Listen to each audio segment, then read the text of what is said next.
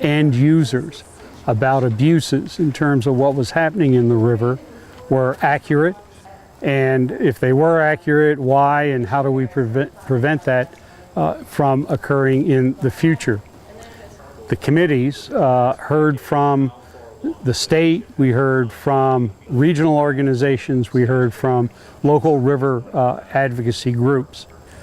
From the problems that we heard in terms of coordination, the need for emergency action and having any permits at all would slow it down, to the concerns about people who just wanted to help. And would that have been frustrated if there were standards that were imposed? Well, it led to legislative initiatives, and through my committee we passed Act 138. And that addressed a couple of things like developing in the floodplain. Most people think you cannot develop in the floodplain. It simply is not true. You can. And all of those structures and all of those activities are at risk. And so we tightened up the definition and came, quite honestly, in compliance with the federal regulations about wetlands and floodplains. We also said, learned and heard and talked with people, and the people who run the big yellow machines, the excavators that got into the rivers, know a whole lot about operating those pieces of equipment. And we would never presume to second guess them. But it's not necessarily true that they have a sense of what is good for a river in the long run, nor what is good for downstream river users and people who live next to rivers, whether they're in floodplains or not. And so one of the results was that the Agency of Transportation, the Agency of Natural Resources are going to create an institute where people can in fact get training on how to operate in a stream-friendly manner, and not only protect the area that they're working in or the piece of infrastructure that they're working to protect, but protect other downstream pieces of infrastructure and private property. One of the things that we hope this whole exercise will create is a bullet point list of do's and don'ts when you're operating in a river that sits on the dashboard of every truck, excavator, or other piece of equipment that's going to go into a river. So we're hoping to make it as clear and as straightforward as we possibly can, but if people want to learn more, the Institute should be up and running for the next field season. We're kind of in this really interesting era of like where we were around seatbelts and smoking. It's kind of similar in my eyes that there's a population that still believes that digging gravel out is a really good idea. And then there's a population that kind of isn't sure because they're hearing it's good and bad and don't really know what to believe. And then there's a population that are firmly in the camp of we have enough science now to know that taking gravel out of rivers just makes the whole river system unravel. And so we're moving more people to understanding the science, but not everybody's there yet. And it's not intuitive. It's not something you look at and you think you can contain the river if you dig deep and you can control it. But the reality is we have never, ever won that battle in the long run. We have lost every single time. I think the latest estimate was somewhere in excess of 70 miles throughout the state that were negatively impacted by the work. This past spring we went back, did a more detailed assessment of the number of miles, and that estimate will be revised upward within the near future. People in Vermont are very connected to natural resources, to our streams, to the aquatic life that lives here, and many participate in fishing. There was a recent study by the Fish and Wildlife Service of expenditures by anglers in Vermont in 2011, which exceeded $131 million. So it's also important to our economy. We're an environmental state. We have a lot of people coming here to get connected with the rivers and streams like Vermont residents are, and fishing is very important. I think it's important to keep in mind that flood events have been a relatively common occurrence through time, and consequently fish populations, including trout and wildlife populations in general, have had to cope with those extreme events. And while habitat may be impacted and populations may be impacted, as long as conditions are favorable to their recovery, to their survival during the events, there tends to be sort of a residual population that's left over. What is critical to having those populations be able to rebound and attain population levels that existed prior to the flood is the retention of habitat conditions in the stream. Having the habitat intact enables those populations to respond and to rebuild. If that wasn't the case, we probably would have had trout and other fish in our streams go extinct long ago. The material that can be used to rebuild that habitat is still in the stream channel. It may not look good now, but when we get higher flow events, the flow has material to work with to restore that habitat. If we've excavated that material out of the stream and removed mostly the big material, then we've taken out that which the stream needs to work with to restore habitat. What we witnessed during the post-Tropical Storm Irene flood was a number of recovery type work. We lost a lot of roads, state and town roads were washed out as a result. And towns and the state agency utilized a lot of the bedload material in the stream channel to rebuild the base on which to restore the road surface. When that was done, heavy equipment was put into the stream channel. It basically just excavated or bulldozed a lot of the material out. It was scooped out, hauled away in trucks. And the channel, which normally is not what you would commonly refer to as a symmetric type channel, normally they're asymmetric. And they have a lot of winding, there's different depths, a lot of habitat complexity, large boulders in the stream that create deep pools or even shallow pools. All of those things being important to trout habitat. When the excavation was taking place, a lot of this material and the diversity and complexity of the habitat was eliminated.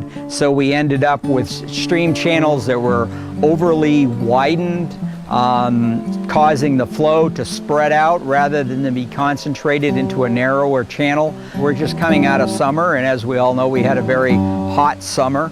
And these areas that are over widened and very shallow water are very prone to overheating as the sun beats on them. So you end up with water temperatures that exceed the optimal range required for cold water fish such as trout and salmon.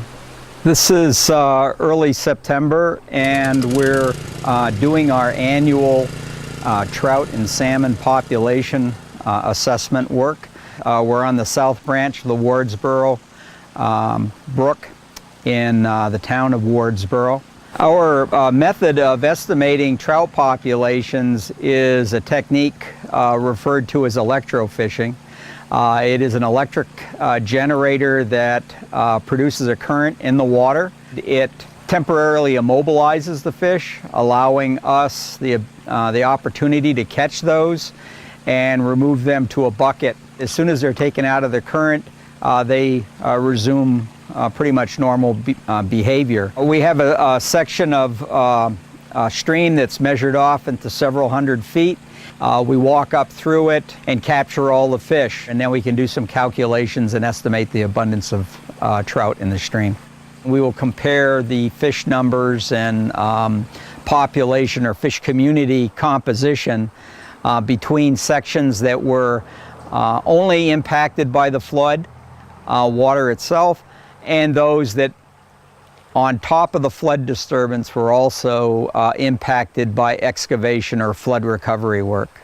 This is Stony Brook, a tributary of the White River in Stockbridge.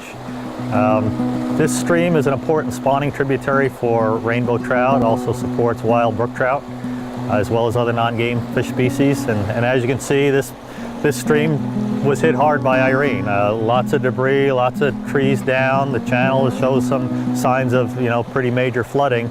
But despite that, we still have good quality aquatic habitat.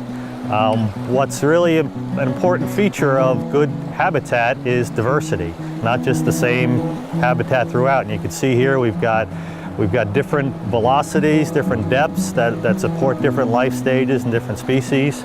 This tree down here also continues right through the stream channel and has created this nice little drop which is scoured out a pool. Now that pool is up over the top of my boots. So that's heaven for fish right there. So a lot of things going on. It's messy, but it's created a nice pool. We've got some nice gravel depositions, good spawning habitat and habitat for young fish up there. You've got some overhead cover, hide from the predators, and all this material is all also going to, at higher flows, help slow down the river and reduce its velocities and its power, its erosive powers. Good habitat is messy. It's not uniform, it's not clean. When you see that, you're usually not looking at very good habitat for fish and other aquatic critters. We've got all the pieces in place. We've got the wood, we've got the gravel deposits. It's kind of sped up in time, but what we're seeing is habitat recovery right here in a relatively short period of time. This is again Stony Brook, a little bit downstream of the previous site, and as you can see here, this site was altered following the flood. A lot of the material was removed or pushed to the side, and you can see a very homogeneous stream bed, no diversity, no rocks and nooks and crannies for fish to hide behind and get out of the way of flow and escape from predators. No pools, no real riffles. So in this case, we're really going to see limited fish production. Small fish can hide behind some of these small rocks, but you're not going to see your larger size classes of fish inhabiting this type of habitat. In areas where we've got some extensive habitat issues, we've seen lower populations, and until that habitat recovers, those populations are going to take a while to get back to where they could be. Where we've got good habitat conditions following flood conditions, we're still seeing a good core of fish. We've seen a lot of young fish reproduce this year, which is going to be a good jump start for future years. But even here in Stony Brook, this is a spawning stream for rainbow trout. They've come up from the main stem of the White River this spring, spawned. We see a lot of reproduction there.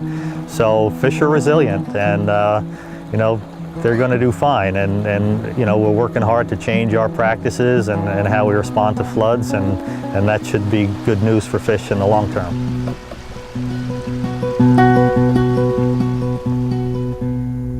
I think that, if you're a fisherman and you're driving along and you're looking for a place, you just bought an out-of-state license and you're up here for a weekend or a week and you want to find a place to fish, and you have your expectation that you're going to come to some of these rivers that have been excavated out, it's probably going to influence whether or not you go in and buy a license and stay in the area or move on. And all of that works into our economy here, whether you're a small store owner or run a bed and breakfast, or you sell fishing tackle and local licenses. We need to recover from that. I think our streams are as much iconic for Vermont as our covered bridges are, or our fall foliage. They're such a common part of our state. And having natural streams that you can say support healthy trout populations, whether you fish or not, that speaks a lot for the state. If we don't give the river a place to express that tremendous energy created in a flood, it will express itself somewhere. And we saw during Irene the bridges, the culverts, the roadsides, the houses, where the river decided to express that pent-up energy. If this happened every 2 years, the conversation wouldn't die. People would see the cost. They'd see the expenditures of their town and the state go up because we were constantly in that rebuild mode. But when a flood happens every 30 years or every generation, we forget. There's enough experience of what those costs are, and the state has to vigorously work towards keeping that story alive, working with our partners, the watershed associations, the environmental groups, our universities, and our regional planning commissions, League of Cities and Towns. All of these organizations are working right now, more so than I've ever seen, to try to craft this message, to keep this conversation alive, that it is about our local economy when we start talking about room for the river, room for the flood. We have 250 years of dam it, dredge it, berm it, get it out of here. We don't want the water in our community. And to overcome 250 years of conventional wisdom with what we've learned in the last 30 years, we're gaining on it. It's getting out there. The public policy makers have made decisions on what we've learned. So it's going to take a little bit longer, but it's going to come, and people will begin to understand that the best way to deal with a river is before it floods and allow it to do what it naturally would do, and that is meander and get to its floodplain.